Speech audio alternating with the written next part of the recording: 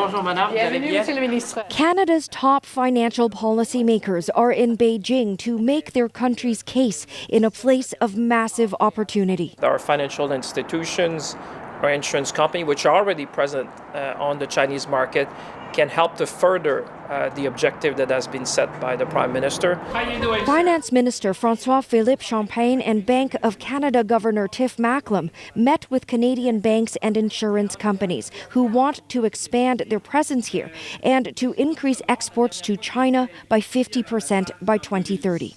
A goal laid out by Prime Minister Mark Carney when he met with Chinese President Xi Jinping in January. Just the day after Trump signed a 100% tariff executive order targeting pharmaceutical imports, Canada Finance Minister landed in Beijing and signed a formal financial cooperation pact with the People's Bank of China. The delegation he brought included the Governor of the Bank of Canada, the Superintendent of Financial Institutions, and the Chief Executives of Canada's largest banks, insurers, and asset managers. Washington now has a direct answer to its latest tariff escalation. It came from Beijing. The timing between the two events is not coincidental. Trump signed his pharmaceutical tariff order on April 2. Champagne's delegation was already in Beijing on April 1 and 2, meeting with Chinese financial sector leaders before. Concluding with the formal signing of the joint statement and the launch of the Canada-China Financial Working Group on April 3, Canada did not wait for the tariff order to land before engaging China. The Beijing mission was already in motion. The delegation Champagne brought to China was not a diplomatic courtesy visit. It included Kevin Strain, Chief Executive Officer of Sun Life, Scott Brisen, Vice Chair of BMO Wealth Management, Phil Witherington, Chief Executive Officer of Manulife, along with representatives from Brookfield Asset Management, Mackenzie Investments, and the Canada Pension Plan Investment Board. These are the institutions that move capital at a scale that reshapes markets their presence in Beijing. At the direct invitation of Canada, Finance Minister signals that this engagement is being structured as a financial architecture shift, not a symbolic diplomatic exchange. The formal outcome of the visit was the launch of the Canada-China Financial Working Group, a mechanism first announced during Prime Minister Mark Carney's visit to Beijing in January 2026, when Carney met with Chinese President Xi Jinping. The working group was established through a joint statement signed by Finance Minister Champagne and People's Bank of China Governor Pan Gongsheng. Both sides committed to frequent exchanges, with a second working group meeting scheduled for later in 2026. Champagne also held bilateral meetings with Chinese Finance Minister Lan Foan and Vice Premier He Lifeng, the latter at the Diaoyutai State Guesthouse. Champagne formally invited Vice Premier He Lifeng to visit Canada in the fall to continue discussions under the Economic and Financial Strategic Dialogue. Champagne also met with Yu Jin, Vice President of the China National Offshore Oil Corporation, one of China's 3 largest energy companies, and with Gu Shu, Chair of the Agricultural Bank of China, the 3rd largest bank world by assets, with more than 460 million retail customers. These are not marginal meetings. CNOOC involvement signals that energy trade is on the bilateral agenda. The Agricultural Bank of China participation points toward agricultural financing channels between the two countries being actively developed. The strategic objective behind all of this is quantifiable. Prime Minister Carney set a target during his January visit to Beijing: increase Canadian exports to China by 50% by 2030, Canada's total two-way merchandise. Trade with China reached $118.9 billion in 2024. According to the Department of Finance, Canadian merchandise exports to China totaled $30 billion in 2024, while imports from China were $88.9 billion. China is Canada's 2nd largest single country trading partner. If you want to expand your trade, you need financial services. You need to be able to provide that kind of services to the exporters that want to do more in the Chinese market, Champagne said. The financial services component of the engagement is specific. Champagne discussed Canadian banks obtaining more licenses to offer a wider range of services inside China, as well as increase Canadian access to Chinese bond markets. These are structural mechanisms once in place. They create persistent channels for capital flows between the two countries that operate independently of any single trade agreement or bilateral policy shift.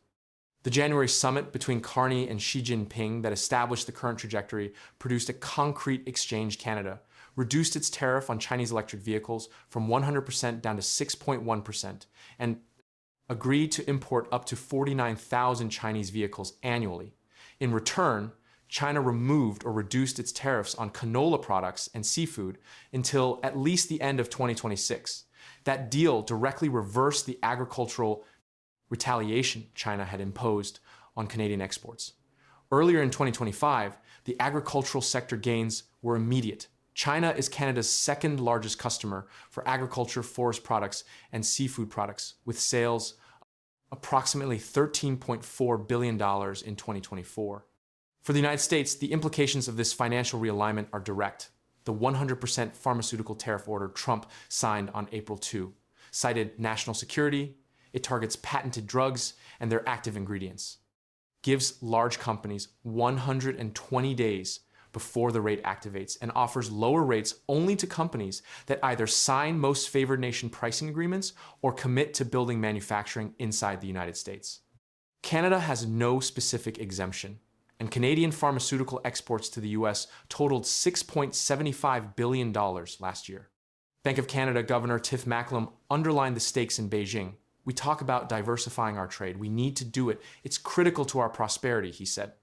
That statement, made inside China on the same day Trump was signing a new tariff order in Washington, captures what is now structurally underway for over a year. The US tariff regime, ranging from blanket 25% levies to the Supreme Court struck IEEPA tariffs to the new pharmaceutical order, has been consistently pushing Canadian trade policy in one direction. Ottawa has now responded not just with retaliatory tariffs or consumer boycotts, but with institutional financial architecture being built with the world's second largest economy. Canada and China share 55 years of diplomatic relations. The bilateral relationship had been at a severe low point since 2018, when the arrest of Huawei executive Meng Wanzhou in Vancouver triggered years of diplomatic relations. Conflict, hostage diplomacy accusations, and Chinese retaliatory tariffs on Canadian agricultural products.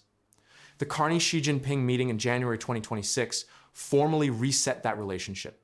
The Champagne delegation in April built on it at the financial sector level. Vice Premier He Lifeng, during his opening remarks at the Diaoyutai State Guesthouse, said, "With that meeting, our bilateral relationship, after years of being at a low point, as well as our economic and trade ties, have been reinvigorated, and this is indeed something we are very happy to see."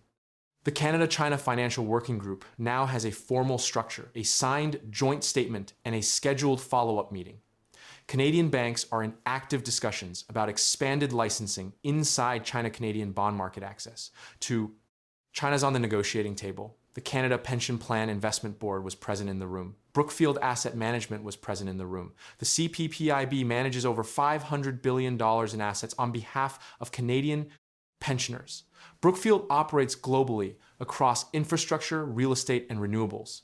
Their presence in Beijing on this mission is not symbolic, it is operational. The U.S. merchandise trade relationship with Canada generated $336.5 billion in American goods exports. In 2025 alone, 36 U.S. states count Canada as their top export destination. $3.6 billion crosses the Canada-U.S. border every single day. That relationship is now being actively supplemented by a parallel financial architecture being constructed between Ottawa and Beijing, with the full institutional weight of Canada's financial sector behind it.